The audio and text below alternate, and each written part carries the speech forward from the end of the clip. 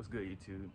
Part 2, as I promised y'all, of the Crash Chronicles. That's what I'm calling it at this point, because y'all probably see all these stories about these incidents and like, man, how many car stories do you have of incidents? Honestly, I have 3, but I'm just gonna do these 2 honestly, probably because these are just the details that are most craziest. But let me get right into the story. And also, I want to thank you guys for tuning in. Like, comment, subscribe, share, show love. Watch that last video too if y'all want to like get a feel like just like how is this happening, like why is this happening, how can I learn from this, or how can I like avoid this, like whatever y'all want to take from this, because it definitely opened my eyes, how you want to move in these streets, you know what I'm saying. But like basically, let's get right into the story. This is my story of my 18-wheeler wreck in someone else's car, so stay tuned because this story is pretty crazy. I ain't gonna lie, like all the details. But before I get to the 18-wheeler part, let me explain the part of just the car, how it's someone else's car. So basically, I'm in this very backyard, was trying to acquire a vehicle, of course, because I didn't want to just be chilling, sitting, trying, had moves to make, stuff to do. So I was like, you know what? How can I get a car? So I found this car. This dude, it was Black Impala, and oh yeah, okay, Black Impala, and like basically his son, it's his son's car, but his dad is the one that was going to meet up with me and do the sale. So with that being said, I'm like, okay, I can do whoever is like there to do business, I'll do it. So the only downfall was I didn't have a car to get to where bruh stayed. He stayed far, and I wasn't about to spend money like on Ubers or Lyft to go all the way out there. So I'm like, whoa, I'm about to say, that's a dub. Out of luck, not going through. But his son, he was like, no, I can sort something out for you. My dad's a taxi driver. He can come pick you up, take you to the car at his house. So I'm like, oh, okay. Me seeing these green signs, green. I'm like, you know what? This is probably a sign. Let me try to see. I probably found the car because I'm seeing a sign and it's working out. So his dad picks me up, right? He comes to my house and picks me up. And I get in the car and like we were chopping it up a little bit, talking, and he was just telling me like, I guess he got drunk last night with his wife or something. Like he had a party. He was like a little hungover, and he was acting a little hungover too, cause he was like just playful. Like he would just say like this crazy outlandish things. I'm like, you good? Like are you straight to even drive for me to see the car? Like type ordeal. And I'm like, I should look at that as a sign, but I was like, you know what? He already came out here and he already willing to bring me to his own home. So like he already meet more than halfway to like make this happen. And like he was a Hispanic guy. He knew some English, but he didn't know like fluent English. Like he knew like it was like choppy English. Like I would have to like use like mannerisms, or I would have to slow down. Like I'm speaking fluently with y'all right now. I couldn't do that with him. Like he would either not understand what I was talking about, or he would just tell me to slow down because he don't know what I'm saying. So basically, I'm driving to his house. So that's basically the 2 things I'm dealing with already. Like already dealing with those 2 things as y'all heard. Someone's drunk and someone who don't know fluent like English. So I go to Bert's house. We chop it up a little bit. He showed me the car. I took it for a drive. I go in his house. And it was weird. He started to show me his house. That's how I knew he wasn't like fully there. He just started showing me his house. He was like, yeah, this is my backyard. This is my like he was just not there like on some business sale. Like let me be genuine and like sell this. He wasn't like that. Especially like afterwards what happened. So look at the car. It's a Black Impala, and I look at the title. This is the crazy part. The title, like everything, like matched up. The model, the year, make, everything was clear. What was wrong was the VIN. Always check the VIN whenever you get a car. If y'all didn't, if y'all can't like learn from that, I hope y'all do, because that would save y'all a lot of money, time, and confusion. In case y'all did get in a wreck in someone else's car, technically. And like, this is how I found out that the VIN was like wrong. Was the crazy part. I found out in the accident. Like I didn't find out after I got it or after I got back home. Like I found out about it when I got in the accident the next day. I only had the car for a few hours. I was gonna say a whole day. I didn't even have the car a whole day. So it was a huge loss. I think I spent like 4 bands, four or five, something like that, to get the car, and just for it to just get total. And I wasn't in love with the car either. I just wanted it because I needed a car. It was reasonable. Someone was taking me to see the car. It was good on gas. It was good for what I needed at the time, like type of car, vehicle. I wanted something that was fuel efficient, something that I didn't have to spend too much or pay like put a loan on a finance or put a lien on it. And that's another part of the story that I'm gonna tell y'all too. But like, so I get in the car next day. I'm driving to Kennesaw, KSU, if y'all know where that is. Kind of not going there, but kind of going that area on the highway. And basically, I'm about to explain how the wreck happened. I'm about to get my hair cut and get the paperwork and stuff done for the car. So I was doing that, and notate, the car has no title. The car is not insured in my name. I thought it was, but I have the wrong title. And also, yeah, I mean, I'm trying to think if it was something else. Oh yeah, also the dude, he was still kind of like loopy about it, like, cause he was drunk, so he wasn't really like fully there knowing like what was happening, but he should have known what happened from the jump, because you the one sold me this car with false evidence, gave me a wrong title, saying, oh, this is the title, it's the title. Like me being me, I'm not, if anyone was buying a car, you ain't gonna assume like, oh, this the wrong title, or like this the wrong, like you ain't gonna think that because bro is presenting me this title as if like this is it for this car. He's selling me this car for a reason. Like he's having this paperwork in his hand. He placed his paperwork over here as if this is like legitimate paperwork and giving it to me like this is legitimate. So I'm thinking this is all legit. Should have, you know, seen the red flags from just how he was already being when I was at his house and in the car. But me being me, trying to be a car and trying to be optimistic, trying to have hope and faith in people and just that person at that time, I just went with it. And so the wreck, basically I'm going to Kennesaw, like track back where I was, going to Kennesaw, and like I was in this far right lane, but probably the lane that's second to the right, and it was this 18-wheeler. Let me give y'all like a physical visualization with my hands. And it's funny, like my great girl I know, she her mom was like a insurance adjuster, like she be dealing with wrecks, and she had me like reenact it with these toy cars to see like who was really at fault and see it, and just see like how it went down, like how my car is damaged, like how it's damaged. So this is the 18-wheeler, this is me, and there's 3 cars involved in this wreck also. But 18-wheeler, I don't know if he just smashed the gas, you know, 8 trucks, they don't want to let you over sometimes.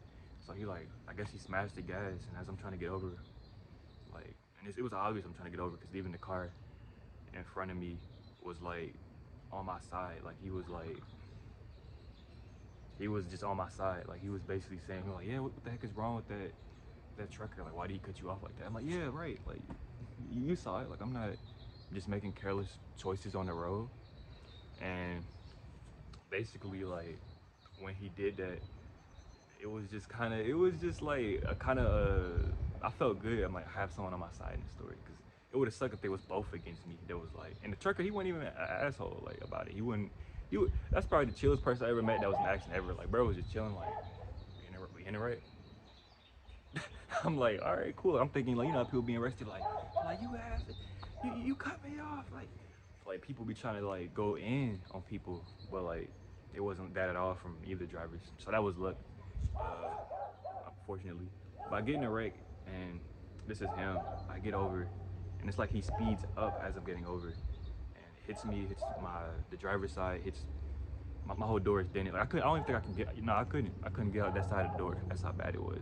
And my car has spun, like the whole left side of the car where the driver was just messed up. And like my car spun, did like a, say 360, like it moved. I was gonna say 180, but honestly, how I ended up on the wall, like, you know, the highways at the walls, the little blocks, my car ended up to the wall. So basically, it spun, hit the car in front of me, and the car in front of me, dude, was a Geico like agent, which is even crazier because I got like a insurance agent that's on my side saying that this trucker, like, what is he thinking? But my car hits his car from the impact of the truck, and then my car hits the wall, and I'm just stuck there waiting on Georgia State Patrol. So we get out the car, I'm staying on the highway, I'm out there like, man, like, and like that, the impact was intense. Like I'm luckily able still trying to be able to breathe and like move my legs and stuff, but I did get some type of like, maybe like bone damage, like, cause I noticed over time, like maybe my like, I don't know, my back or something, like there's certain parts, it just like trauma, you know what I mean? Like when you get like I guess like impact, like from something, like even like you could fall and just feel like, it's not like brutal, but you still feel something's off or something like got affected. in a minor way or a severe way. But basically, after I got the, I was on the side of the highway waiting for the Georgia State Patrol. I was chopping up with the people, and when the Georgia State Patrol he runs my ID and all my stuff with paperwork with the car. Notice the car doesn't have no plate. The car is not insured in my name because I have the wrong title. And he looks at that and he's like, "This isn't the right car." I'm like, "What do you mean it's not the right car?" I pull up the Geico app. I'm like, "I have insurance." And he's like, "This isn't the right car." And then he looks at we both look at it, the VIN, and realize the VINs aren't matching. So I'm like, so basically I spent money insurance in the car that wasn't the car in front of me. Like, that makes no sense. And it's like crazy because like, I'm thinking everything was legit. I'm thinking this is going smooth. I'm thinking this is a great sale. I'm thinking like this worked out. The bro took me to get the car, and it's everything and anything but that, honestly. So it's like he sees that, and I'm like, dang. And the crazy part, the car, it had a lien on it, meaning the dude who sold me the car, he was still paying on the car because the people at CarMax, they reached out to him and they was like, "Oh, your car has been wrecked, damaged."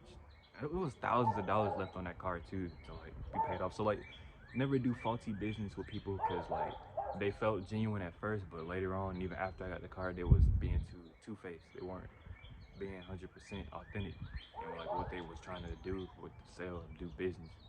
The son and the dad, and the son was trying to come at me sideways. I'm like, "Yo, dad, the one that was drunk, halfway trying to do a sale with me and messed it up." Like, I didn't look at two titles and grab the wrong title. Like, it didn't work like that. He just gave me the wrong title, and they happened to be the same model, make, year, and just had literally everything was similar.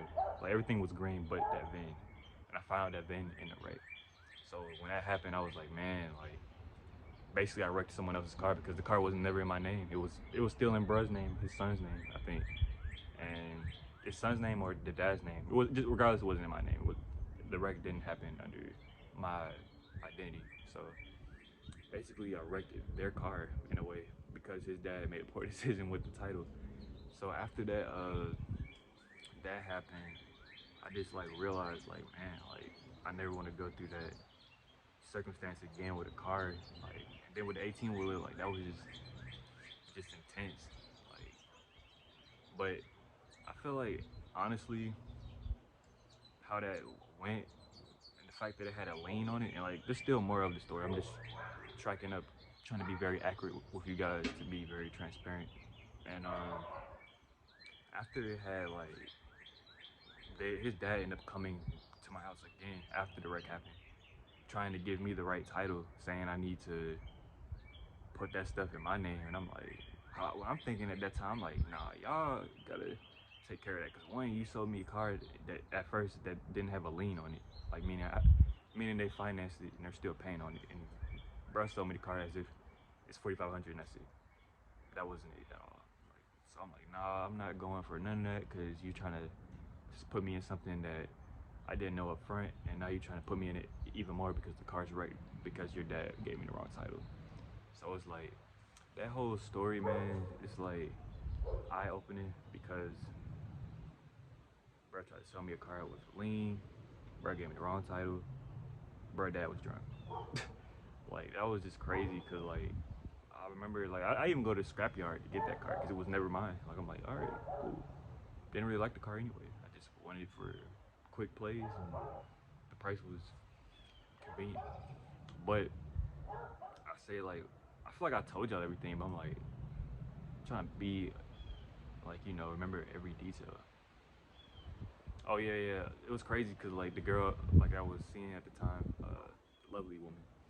She was I'm saying lovely because she came up and picked me up. No one was able to pick me up from the highway. I would have just been stranded.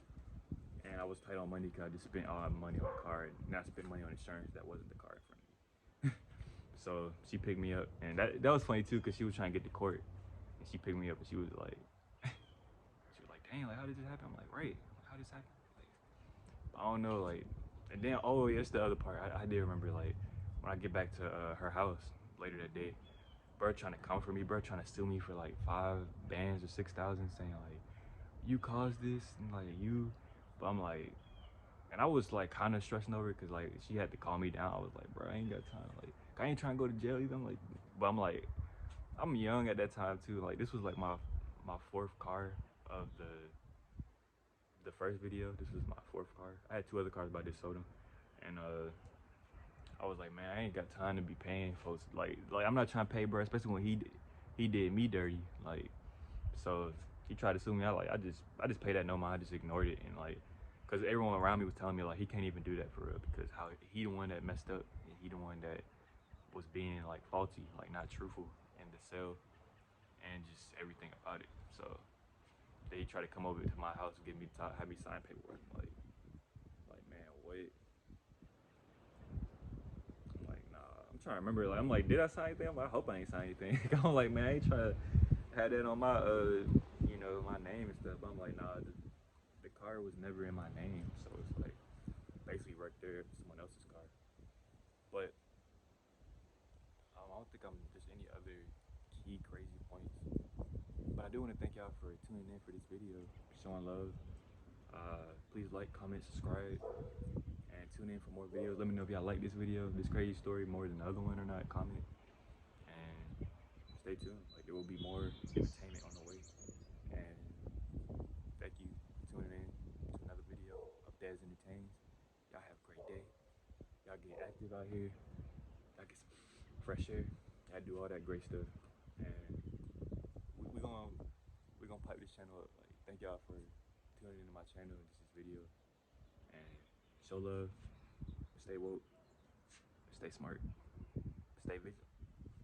Alright, y'all have a good one.